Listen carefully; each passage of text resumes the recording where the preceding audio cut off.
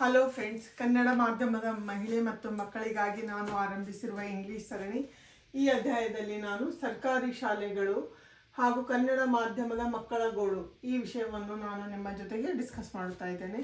ನೋಡಿ ಫ್ರೆಂಡ್ಸ್, ಕನ್ನಡ ಮಾಧ್ಯಮದ ಸರ್ಕಾರಿ ಶಾಲೆಗಳಲ್ಲಿ ಓದುವ ಮಕ್ಕಳು ಬಹಳಷ್ಟು ಬಹುತೇಕ ಜನರು ಬಡ ಜನರ ಮಕ್ಕಳಾಗಿರುತ್ತಾರೆ. ನೋಡಿ, ನಾನು ಪಾಯಿಂಟ್ಸ್ಗಳನ್ನು ಬರೆದಿದ್ದೇನೆ. ನೀವು ಇದನ್ನು ಎಲಾಬರೇಟ್ ಮಾಡಿ ಒಂದು ಎಸ್ಸೆಯನ್ನು ಬರೆಯಿರಿ, ಅಥವಾ ಇದನ್ನು ಒಂದು ವೈಚಾರಿಕ ಪ್ಲ್ಯಾಟ್ಫಾರ್ಮ್ನಲ್ಲಿ, ಒಂದು ವೇದಿಕೆಯಲ್ಲಿ ಈ ಮಾತುಗಳನ್ನು ಹೇಳಿ. ಇದು ಎಲ್ಲರ ಹೋರಾಟವೂ ಆಗಬೇಕಾಗಿದೆ. ಯಾಕೆಂದರೆ ನಾವು ನಮ್ಮ ಭಾಷೆಯನ್ನು ಉಳಿಸಬೇಕಾದರೆ ಹಾಗೂ ನಮ್ಮ ಸರ್ಕಾರಿ ಶಾಲೆಗಳನ್ನು ನಾವು ಅಭಿವೃದ್ಧಿಪಡಿಸಬೇಕಾದರೆ ಈ ವಿಷಯದ ಮೇಲೆ ನಾವೆಲ್ಲರೂ ಗಮನ ಹರಿಸಲೇಬೇಕು. ನೋಡಿ, ಬಡ ಮಕ್ಕಳು ಸರ್ಕಾರಿ ಶಾಲೆಯಲ್ಲಿ ಓದುವರು ಬಡ ಮಕ್ಕಳು, ಅವರ ತಂದೆ ತಾಯಿಗಳು ಏನಿದ್ದಾರೆ ಅನಕ್ಷರಸ್ಥ ತಂದೆ ತಾಯಿಗಳು. ನೋಡಿ, ಸರ್ಕಾರಿ ಶಾಲೆಗಳಿಗೆ ಎದಕ್ಕೆ ಜನರು ಕಡಿಮೆ ಬರ್ತಾ ಇದ್ದಾರೆ ಎಂದರೆ ಅಲ್ಲಿ ಬಡ ಮಕ್ಕಳು ಜಾಸ್ತಿ ಇರುತ್ತಾರೆ ಹಾಗೂ ಅನಕ್ಷರಸ್ಥ ತಂದೆ ತಾಯಿಗಳು ಇರುತ್ತಾರೆ. ಸೊ ಅದಕ್ಕಾಗಿ ಜನರಿಗೆ ಏನನ್ನಿಸುತ್ತದೆ ಅಂದರೆ ಅಲ್ಲಿ ಬರುವವರು ಅದು ಸ್ವಲ್ಪವೂ ಹಣ ಇದ್ದವರು ಅಲ್ಲಿ ಮಕ್ಕಳನ್ನು ಕಳಿಸಲು ಇಷ್ಟಪಡುತ್ತಿಲ್ಲ. ಯಾಕೆಂದರೆ ಅಲ್ಲಿ ಮಕ್ಕಳ ಮಾನಸಿಕ ಸ್ಥಿತಿಯು ಹಾಗೂ ಅವರ ಪರಿಸ್ಥಿತಿಯು ತುಂಬ ಕೆಟ್ಟದಾಗಿರುತ್ತದೆ. ಯಾಕೆಂದರೆ ಅವರ ತಂದೆಗಳಿಗೆ ದುಶ್ಚಟಗಳು ಜಾಸ್ತಿ ಇರುತ್ತವೆ. ಅದಕ್ಕಾಗಿ ಮಕ್ಕಳಿಗೆ ಸ್ವಲ್ಪ ಬೇರೆ ಪೇರೆಂಟ್ಸ್ಗಳಿಗೂ ಕೂಡ ಅದು ಬೇಜಾರಾಗುತ್ತದೆ. ನೆಕ್ಸ್ಟ್ ನೋಡಿ, ಯಾಕೆಂದರೆ ಅವರ ಮನೆಯಲ್ಲಿ ಏನಿರ್ತದೆ, ಸ್ಥಳ ಅಭಾವವಿರುತ್ತದೆ ಬಡ ಜನರಲ್ಲಿ. ಹಾಗೂ ಅವರ ತಂದೆ ತಾಯಿಗಳು ಕೂಲಿ ಕಾರ್ಮಿಕರು ಇರುತ್ತಾರೆ. ಹಾಗೂ ತಾಯಿಯಂದರು ಬಹಳಷ್ಟು ಜನಗಳಲ್ಲಿ ನಾನು ನೋಡಿದ್ದೇನೆ, ಮನೆ ಕೆಲಸಕ್ಕೆ ಹಾಗೂ ಹೊಲದ ಕೆಲಸಕ್ಕೆ ಅವರು ಮನೆ ಕೆಲಸ ಹಾಗೂ ಹೊಲದ ಕೆಲಸಗಳಿಗೆ ತಾಯಿ ತಂದೆಯರು ಹೋಗುತ್ತಾರೆ. ನೋಡಿ, ಅಜ್ಞಾನ ಇದಕ್ಕೆ ಇಂಪಾರ್ಟೆಂಟ್ ಏನಂದರೆ ಅಜ್ಞಾನ ಹಾಗೂ ಬಾಲ್ಯ ವಿವಾಹವು ಕಾರಣವಾಗಿದೆ. ಯಾಕೆಂದರೆ ಅವರು ಅಜ್ಞಾನದಿಂದ ಏನು ಮಾಡುತ್ತಾರೆ, ಬೇಗ ಬೇಗ ಹೆಣ್ಣು ಮಕ್ಕಳ ಮದುವೆ ಮಾಡಿಬಿಡಬೇಕು, ಅವರಿಗೆ ಮಕ್ಕಳಾಗಬೇಕು, ತಮ್ಮ ಭಾರವನ್ನು ತಲೆಯಿಂದ ಕೊಡಬೇಕು ಅನ್ನುವ ವಿಷಯದಿಂದ ಅವರು ಬಾಲ್ಯ ವಿವಾಹವನ್ನು ಮಾಡುತ್ತಾರೆ. ತಾಯಿ ತಂದೆಗಳು ಕೂಡ ತುಂಬ ಚಿಕ್ಕ ವಯಸ್ಸಿನವರು ಇರುತ್ತಾರೆ. ಅವರಿಗೆ ಮಕ್ಕಳಾಗಿಬಿಡುತ್ತವೆ. ಅವರಿಗೆ ಜೀವನದ ಪರಿವೇ ಇಲ್ಲ, ಅವರೇ ಮಕ್ಕಳು, ಅವರಿಗೆ ಏನಾಗುತ್ತವೆ, ಮಕ್ಕಳಾಗುತ್ತವೆ. ಇದಕ್ಕಾಗಿ ಏನಾಗುತ್ತದೆ ಅಂದರೆ ಅವರಿಗೂ ಅಷ್ಟು ಜ್ಞಾನವೂ ಇರುವುದಿಲ್ಲ ಹಾಗೂ ಅವರಿಗೆ ಮಾರ್ಗದರ್ಶನದ ಕೊರತೆ ಇದೆ. ತಂದೆ ತಾಯಿಗಳಿಗೆ ಯಾವುದು ಕೊರತೆ ಇದೆ, ಅವರಿಗೆ ಯಾರು ಇದು ಸರಿ ಇದು ತಪ್ಪು ತಿದ್ದಿ ಹೇಳುವವರು ಯಾರು ಅವರಿಗೆ ಇರುವುದಿಲ್ಲ. ಹಾಗೂ ಅವರಿಗೆ ಮನೆಯಲ್ಲಿ ಪೌಷ್ಟಿಕ ಆಹಾರದ ಕೊರತೆ ಇರುತ್ತದೆ ಬಡ ಮಕ್ಕಳ ಮನೆಗಳಲ್ಲಿ. ನಾನು ಬಹಳಷ್ಟು ಕಡೆ ನೋಡಿದ್ದೇನೆ, ಏನೆಂದರೆ ಅವರಿಗೆ ಹಣ್ಣು, ಹಾಲು, ತರಕಾರಿಗಳು, ಮೀನು, ಈ ಥರ ಮೊಟ್ಟೆಗಳು ಸಿಗುವುದಿಲ್ಲ. ಅವರ ಹತ್ತಿರ ಹಣ ಇರದ ಕಾರಣ ಇದು ಪ್ರಾಬ್ಲಮ್ ಆಗುತ್ತದೆ ಅವರಿಗೆ. ನೋಡಿ, ಮತ್ತೆ ಅವರಲ್ಲಿ ಏನಿವೆ, ಮೂಢನಂಬಿಕೆಗಳು ಜಾಸ್ತಿ ಇರುತ್ತವೆ ಬಡ ಜನರಲ್ಲಿ. ಏನೆಂದರೆ ಅವರು ದುಡ್ಡಿಗೆ, ಅವರಿಗೆ ತಮಗೆ ಹೊಟ್ಟೆಗೆ ಇಲ್ಲದಿದ್ದರೂ ಅವರು ಏನು ಮಾಡುತ್ತಾರೆ ಎಂದರೆ ಆ ದೇವರು ಈ ದೇವರು ಎಂದು ಬಲಿ ಕೊಡಬೇಕು, ಆ ವ್ರತವನ್ನು ಮಾಡಬೇಕು, ದೇವರನ್ನು ಸಂತೋಷಪಡಿಸಬೇಕು ಎನ್ನುವ ಭಾವನೆಯಿಂದ ತಾವು ವರ್ಷಕ್ಕೆ ಕೂಡಿಟ್ಟ ಹಣವನ್ನೆಲ್ಲ ಒಂದು ಪೂಜೆಗಾಗಿ, ಒಂದು ಬಲಿಗಾಗಿ ಜನರಿಗೆ ಕುಡಿಸಿ ತಿನ್ನಿಸಿ ಈ ರೀತಿ ಏನು ಮಾಡಿಬಿಡುತ್ತಾರೆ, ಹಣವನ್ನು ಪೋಲು ಮಾಡಿಬಿಡುತ್ತಾರೆ. ಸೊ ಅದಕ್ಕಾಗಿಯೂ ಕೂಡ ಅವರಿಗೆ ಮೂಢನಂಬಿಕೆಗಳು, ಅಜ್ಞಾನಗಳಿಂದ ಕೂಡ ತಂದೆ ತಾಯಿಗಳು ಏನಿರುತ್ತಾರೆ, ಬಡವರಾಗಿರುತ್ತಾರೆ. ಇದರ ಪರಿಣಾಮವು ಅವರ ಮಕ್ಕಳ ಮೇಲೆ ಬೀಳುತ್ತದೆ. ನೋಡಿ, ಇನ್ನೊಂದು ಮುಖ್ಯ ಕಾರಣ ಎಂದರೆ ಶಾಲಾ ಕಟ್ಟಡಗಳು ಯಾವ ರೀತಿ ಇದೆ, ದುಸ್ಥಿತಿಯಲ್ಲಿವೆ.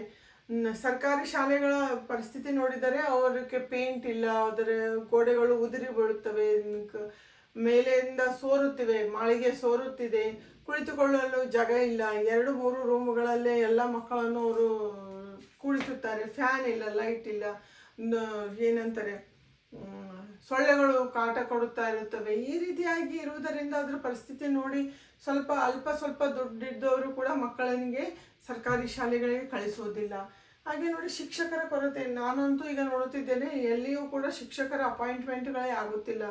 ನನಗನ್ನಿಸಿದ ಹಾಗೆ ಸರ್ಕಾರಿ ಶಾಲೆಗಳಲ್ಲಿ ಮುಚ್ಚುತ್ತೇವೆ ಎಂದು ಜನರು ಹೇಳುತ್ತಿದ್ದಾರೆ. ಯಾಕೆಂದರೆ ಅಲ್ಲಿ ಶಿಕ್ಷಕರ ಕೊರತೆಯೂ ಇದೆ ಹಾಗೂ ಮಕ್ಕಳ ಕೊರತೆಯೂ ಇದೆ. ಈಗಂತೂ ಬಹಳಷ್ಟು ಅಬ್ಸರ್ವೇಷನ್ನಲ್ಲಿ ಬರುತ್ತಾ ಇದೆ. ಯಾಕಂದರೆ ಮಕ್ಕಳಿಲ್ಲದ ಕಾರಣ ಅವರು ಇದು ಮಾಡುತ್ತಿದ್ದಾರೆ, ಶಾಲೆ ಮುಚ್ಚುತ್ತಿದ್ದಾರೆ. ಹಾಗೂ ಶಿಕ್ಷಕರ ಕೊರತೆ ಇದೆ ಎಂದು ತಂದೆ ತಾಯಿಗಳು ಮಕ್ಕಳಿಗೆ ಶಾಲೆಗೆ ಕಳುಹಿಸುತ್ತಿಲ್ಲ. ನೋಡಿ, 2 ಒಂದಕ್ಕೆ ಒಂದು ಪೂರಕವಾಗಿ ನಮ್ಮ ಸರ್ಕಾರಿ ಶಾಲೆಗಳು ಹಾಗೂ ಕನ್ನಡ ಮಾಧ್ಯಮ ಶಾಲೆಗಳು ಮುಚ್ಚಲು ಬರುತ್ತವೆ. ನೋಡಿ, ಪ್ರೈವೇಟ್ ಕ್ಷೀಣಿಸುತ್ತಿರುವ ಮಕ್ಕಳ ಪ್ರವೇಶ ಸಂಖ್ಯೆ. ಯಾಕೆಂದರೆ ಕೂಲಿ ಮಾಡಿ ಆದರೂ ಸ್ವಲ್ಪ ತಾಯಿ ಇದ್ದವರು ಸ್ಟ್ರಾಂಗ್ ಆಗಿ ಏನು ಮಾಡುತ್ತಾರೆ, ಗಂಡ ಹಣ ಕೊಡದಿದ್ದರೂ ಇಲ್ಲ, ನಾನು ನನ್ನ ಮಕ್ಕಳಿಗೆ ಓದಿಸುತ್ತೇನೆ ಅಂದು ಅವಳು ತನ್ನ ಗಳಿಸಿದ 100ಕ್ಕೆ 100ರಷ್ಟನ್ನು ಅವಳು ಏನು ಮಾಡುತ್ತಿದ್ದಾಳೆ, ಮಕ್ಕಳಿಗೆ ಆಗಿ ಅವಳು ಪ್ರೈವೇಟ್ ಸ್ಕೂಲ್ನಲ್ಲಿ ಮಕ್ಕಳಿಗೆ ಹಾಕುತ್ತಿದ್ದಾರೆ. ಅದಕ್ಕಾಗಿ ಏನಾಗುತ್ತದೆ, ಮಕ್ಕಳ ಪ್ರವೇಶ ಸಂಖ್ಯೆಯು ಏನಾಗುತ್ತದೆ, ಕ್ಷೀಣಿಸುತ್ತಿದೆ ಸರ್ಕಾರಿ ಶಾಲೆಗಳಲ್ಲಿ. ಹಾಗೂ ನೋಡಿ, ಇನ್ನೊಂದರಿಂದ ಪ್ರಾಥಮಿಕ ಶಿಕ್ಷಣಕ್ಕೆ ಒತ್ತು ಕೊಡದಿರುವುದು, ಇದು ಒಂದು ತುಂಬ ಇಂಪಾರ್ಟೆಂಟ್. ಯಾಕೆಂದರೆ ಎಲ್ಲರೂ ಏನು ನೋಡುತ್ತಾರೆ, ಆ ಶಾಲೆಗಳಲ್ಲಿ, ಸರ್ಕಾರಿ ಶಾಲೆಗಳಲ್ಲಿ ಎಷ್ಟು ಜನರು ಪಾಸ್ ಆಗಿದ್ದಾರೆ, ಎಷ್ಟು ಜನರು ಡಿಸ್ಟಿಂಕ್ಷನ್ಸ್ ಬಂದಿದ್ದಾರೆ, ರ್ಯಾಂಕ್ ಬಂದಿದ್ದಾರೆ, ಈ ರೀತಿ ನೋಡಲು ಹೋದರೆ ಅದರ ಸಂಖ್ಯೆಯು ತುಂಬ ಕಡಿಮೆಯಾಗಿದೆ. ಯಾಕೆಂದರೆ ಆ ರೀತಿಯಾಗಿ ಅಲ್ಲಿ ವಿದ್ಯಾಭ್ಯಾಸವೇ ಇಲ್ಲದ ಮೇಲೆ ಅಲ್ಲಿ ರಿಸಲ್ಟ್ಗಳು ಬರಲು ಸಾಧ್ಯವಿಲ್ಲ. ಇದೊಂದು ಏನಾಗುತ್ತದೆ, ಯಾವ ಬೇರೆಯವರಿಗೆ ಅದನ್ನು ಮಕ್ಕಳಿಗೆ ಕಳಿಸಬೇಕು ಎನ್ನಿಸ್ತಿದ್ದೀರ. ನೋಡಿ, ಪ್ರಾಥಮಿಕ ಶಿಕ್ಷಣಕ್ಕೆ ಒತ್ತು ಕೊಡೋದಿಲ್ಲ. ಯಾಕೆಂದರೆ ಸರ್ಕಾರಿ ಶಾಲೆಗಳಲ್ಲಿ ಪ್ರಾಥಮಿಕ ಶಿಕ್ಷಣದಲ್ಲಿ ಏನನ್ನೂ ಕೂಡ ಅವರು ಕಲಿಸುವುದೇ ಇಲ್ಲ. ಯಾಕೆಂದರೆ ಮಕ್ಕಳು ಸರಿಯಾಗಿ ಏನು ಮಾಡುವುದಿಲ್ಲ, ಬರುವುದೇ ಇಲ್ಲ. ಯಾಕೆಂದರೆ ಅವರಿಗೆ ಹುಷಾರಿರುವುದಿಲ್ಲ, ಅವರ ತಾಯಿ ತಂದೆಗಳಿಗೆ ಅದು ಜ್ಞಾನವೇ ಇರುವುದಿಲ್ಲ. ಮಕ್ಕಳಿಗೆ ಅದು ಪೂಜೆ, ಇದು ಹಬ್ಬ, ಇದು ಮದುವೆ, ಮುಂಜಿ, ಅದು ಇದು ಅಂತ ಹೇಳಿ ಮಕ್ಕಳಿಗೆ ಕರೆದುಕೊಂಡು ಹೋಗ್ಬಿಡುತ್ತಾರೆ.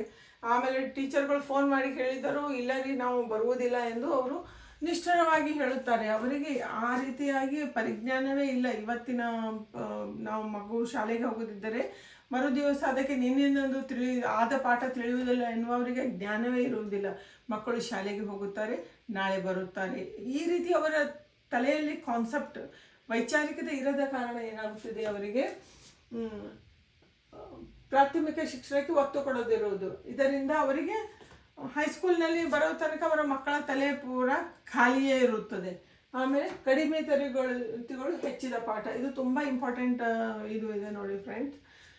ಸರ್ಕಾರಿ ಶಾಲೆಗಳಲ್ಲಿ ಪಾಠವು ಅಂದರೆ ಸರ್ಕಾರ ಎಲ್ಲ ಪಾಠವನ್ನು ಹೆಚ್ಚಿದೆ, ಆದರೆ ಅದಕ್ಕೆ ಪೂರಕವಾಗಿ ಸಿಲೆಬಸ್ ಮಾಡಿದರೆ ಏನು ಅದನ್ನು ಕಲಿಸುವ ವ್ಯವಸ್ಥೆ ಮಾಡಿ ಸಿಲೆಬಸನ್ನು ಹೆಚ್ಚು ಮಾಡಬೇಕು.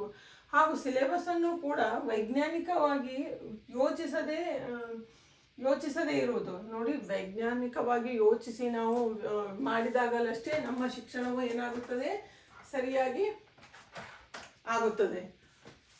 ವೈಜ್ಞಾನಿಕವಾಗಿ ಅದನ್ನು ಕಲಿಸದೇ ಇರುವುದು. ಮಕ್ಕಳಿಗೆ ನೀವು ಸರಿಯಾಗಿ ಕಲಿಸಿದರೆ ಅಷ್ಟೇ ಮಕ್ಕಳಿಗೆ ಏನಾಗುತ್ತದೆ, ಅವರಿಗೆ ಆ ಮಾತು ನೆನಪಿನಲ್ಲಿರುತ್ತದೆ.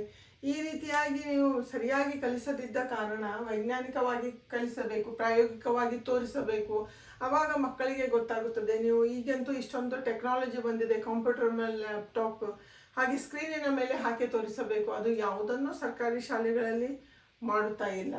ಆಮೇಲೆ ಪ್ರೌಢಶಾಲೆಯಲ್ಲಿ ಕ್ಷೀಣಿಸುವ ವಿದ್ಯಾರ್ಥಿಗಳು. ನೋಡಿ, ಪ್ರೌಢಶಾಲೆಯಲ್ಲಿ ಬರುವ ತನಕ ಅವರಿಗೆ ಪ್ರಾಥಮಿಕ ಶಾಲೆ ಹಾಗೂ ಮಾಧ್ಯಮಿಕ ಶಾಲೆಗಳಲ್ಲಿ ಅವರು ಸರಿಯಾಗಿ ಓದದ ಕಾರಣ ವಿದ್ಯಾಭ್ಯಾಸ ಹೆಚ್ಚು, ಸಿಲೆಬಸ್ ಜಾಸ್ತಿ ಆಗಿ ಅವರು ಹೈಸ್ಕೂಲ್ಗೆ ಬರುವ ತನಕ ಅವರಿಗೆ ಭಯ ಆರಂಭವಾಗಿರುತ್ತದೆ. ತರಗತಿಗಳು ಜಾಸ್ತಿ, ವಿದ್ಯಾಭ್ಯಾಸ ಜಾಸ್ತಿ, ಅವರಿಗೆ ಅದನ್ನು ಕೋಪ್ ಮಾಡಲು ಅಂದರೆ ಅದರ ಜೊತೆಗೆ ಅವರಿಗೆ ನಡೆದುಕೊಂಡು ಹೋಗಲು ಆಗುವುದಿಲ್ಲ. ಅವರು ಭಯಪಟ್ಟು ಏನು ಮಾಡ್ತಾರೆ, ಹಾಗೂ ಸ್ವಲ್ಪ ವಯಸ್ಸು ಕೂಡ ಜಾಸ್ತಿ ಆಗುವುದರಿಂದ ಅವರಿಗೆ ಸ್ವಲ್ಪ ತಿರುಗಾಡುವ ಚಟವು ಬೀಳುತ್ತದೆ.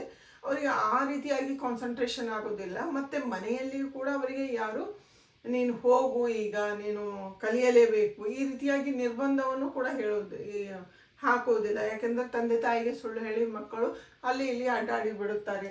ಹಾಗೂ ಇನ್ನೊಂದೆಂದರೆ ಹುಡುಗಿಯರಲ್ಲಿ ಬಹಳಷ್ಟು ಹುಡುಗಿಯರಿಗೆ ಹೈಸ್ಕೂಲ್ನಲ್ಲಿ ತಂದೆ ತಾಯಿಗಳು ಮದುವೆ ಮಾಡಿಬಿಡುತ್ತಾರೆ. ಅವರಿಗೆ ಅದೊಂದು ದೊಡ್ಡ ಸಾಧನೆ, ಮಗಳ ಮದುವೆ ಮಾಡುವುದು ಅವರಿಗೆ ದೊಡ್ಡ ಸಾಧನೆಯಾಗಿರುತ್ತದೆ. ಅದಕ್ಕಾಗಿ ಅವರು ಮಕ್ಕಳಿಗೆ ಮದುವೆ ಮಾಡಿಬಿಡುತ್ತಾರೆ. ಹೀಗಾಗಿ ಪ್ರೌಢಶಾಲೆಯಲ್ಲಿ ವಿದ್ಯಾರ್ಥಿಗಳು ಆಗುತ್ತಾರೆ, ಕ್ಷೀಣಿಸುತ್ತಾ ಕಡಿಮೆಯಾಗುತ್ತಾ ಬರುತ್ತಾರೆ. ಸ್ಕೂಲ್ ಡ್ರಾಪ್ಔಟ್ ರೇಟ್ ತುಂಬ ಜಾಸ್ತಿ ಆಗುತ್ತದೆ. ಇದಕ್ಕಾಗಿ ಇಂಪಾರ್ಟೆಂಟ್ ಯಾರು ಇದರ ಹೊಣೆ, ಇದಕ್ಕೆ ನಾವು ಏನಾದರೂ ತಪ್ಪಾದರೆ ಅದನ್ನು ಯಾರಾದರೂ ಹೊಣೆಯನ್ನು ತೆಗೆದುಕೊಳ್ಳಲೇಬೇಕು. ನೋಡಿ, ಇದಕ್ಕೆ ಮೇನ್ ಇಂಪಾರ್ಟೆಂಟ್ ಸರ್ಕಾರದ ಘೋರ ನಿರ್ಲಕ್ಷ್ಯ. ಸರ್ಕಾರವು ಸರ್ಕಾರಿ ಶಾಲೆಗಳನ್ನು ಸಂಪೂರ್ಣವಾಗಿ ನಿರ್ಲಕ್ಷಿಸುತ್ತಿದೆ. ನಾವು 75 ವರ್ಷ ಕಳೆದರೂ ಕೂಡ ಯಾವ ಸರ್ಕಾರವು ಸರ್ಕಾರಿ ಶಾಲೆಗಳನ್ನು ಅಭಿವೃದ್ಧಿಪಡಿಸುವ ಸರ್ಕಾರಿ ಕಾಲೇಜುಗಳನ್ನು ಅಭಿವೃದ್ಧಿಪಡಿಸುವ ಮನಸ್ಸನ್ನು ಅವರು ತೋರಿಸುತ್ತಿಲ್ಲ. ಇದು ನಮ್ಮ ಪ್ರಜಾಪ್ರಭುತ್ವದ ಅಥವಾ ನಮ್ಮ ಭಾರತ ಜನರ ತುಂಬ ಒಂದು ಅವರಿಗೆ ಒಂದು ಅವಮಾನವೇ ಸರಿ. ಯಾಕೆಂದರೆ ಸರ್ಕಾರವೇ ಹೊಣೆ ತೆಗೆದುಕೊಳ್ಳದಿದ್ದ ಮೇಲೆ ನಾರ್ಮಲ್ ಜನರು ಮಾಡುವುದು ತುಂಬ ಕಷ್ಟವಾಗುತ್ತದೆ. ಇನ್ನೊಂದು ನೋಡಿ, ಪ್ರಬಲ ವ್ಯಕ್ತಿಗಳ ನಿರಾಸಕ್ತಿ. ನೋಡಿ, ನಮ್ಮ ದೇಶದಲ್ಲಿ ಎಷ್ಟೊಂದು ಪ್ರಬಲ ವ್ಯಕ್ತಿಗಳಿದ್ದಾರೆ, ರಾಜಕಾರಣಿಗಳಿದ್ದಾರೆ, ಹಾಗೆ ವಿಜ್ಞಾನಿಗಳಿದ್ದಾರೆ, ಮ್ಯೂಸಿಷಿಯನ್ಸ್ ಇದ್ದಾರೆ, ಚಲನಚಿತ್ರದವರಿದ್ದಾರೆ, ಕಲಾವಿದರಿದ್ದಾರೆ. ಯಾರಾದರೂ ಇದನ್ನು ಒಂದು ಮುಂದೆ ಮಾಡಿ ಒಂದು ಹೋರಾಟವನ್ನು ತೆಗೆದುಕೊಂಡರೆ ಅದು ಮುಂದೆ ಹೋಗುತ್ತದೆ, ಸರ್ಕಾರಕ್ಕೆ ಅದರ ಮೇಲೆ ಒತ್ತಾಯ ಬೀಳುತ್ತದೆ. ನಮ್ಮ ಪ್ರಬಲ ವ್ಯಕ್ತಿಗಳು ಕೂಡ ತುಂಬ ನಿರಾಸಕ್ತಿಯನ್ನು ತೋರಿಸುತ್ತಿದ್ದಾರೆ. ಅಂದರೆ ನಾವು ಜನಸಾಮಾನ್ಯರು ಕೂಡ ನಿರಾಸಕ್ತಿ, ಸರ್ಕಾರವು ನಿರಾಸಕ್ತಿ, ಪ್ರಬಲ ವ್ಯಕ್ತಿಗಳಿಗೂ ನಿರಾಸಕ್ತಿ. ಯಾರಿಗೂ ಆಸಕ್ತಿಯೇ ಇಲ್ಲದ ಮೇಲೆ ದೇಶದ ದುಸ್ಥಿತಿ ಅಥವಾ ನಮ್ಮ ಭಾಷೆಯ ದುಸ್ಥಿತಿ, ಬಡಜನ ಮಕ್ಕಳ ದುಸ್ಥಿತಿ, ನಮ್ಮ ಕನ್ನಡ ಭಾಷೆಯ ದುಸ್ಥಿತಿ ಅಂತೂ ನಿಶ್ಚಿತವಾಗಿದೆ. ನೋಡಿ, ಇದಕ್ಕೆ ಇಷ್ಟೆಲ್ಲ ಆದರೂ ನಾನು ಅಲ್ಲಿ ಇಲ್ಲಿ ಪೇಪರ್ನಲ್ಲಿ ಬರ್ತಾ ಇರುತ್ತದೆ, ಶಾಲೆಗಳು ಮುಚ್ಚುತ್ತೇವೆ. ಅದಕ್ಕಾಗಿ ಏನು ಮಾಡಬೇಕು ಎನ್ನುವುದು ನಾವೆಲ್ಲರೂ ಕೂಡಿ ಹೋರಾಡಿದಾಗಲಷ್ಟೇ ಅದು ಸರ್ಕಾರಿ ಶಾಲೆಗಳು ಪುನರುತ್ಥಾನವಾಗಬಹುದು.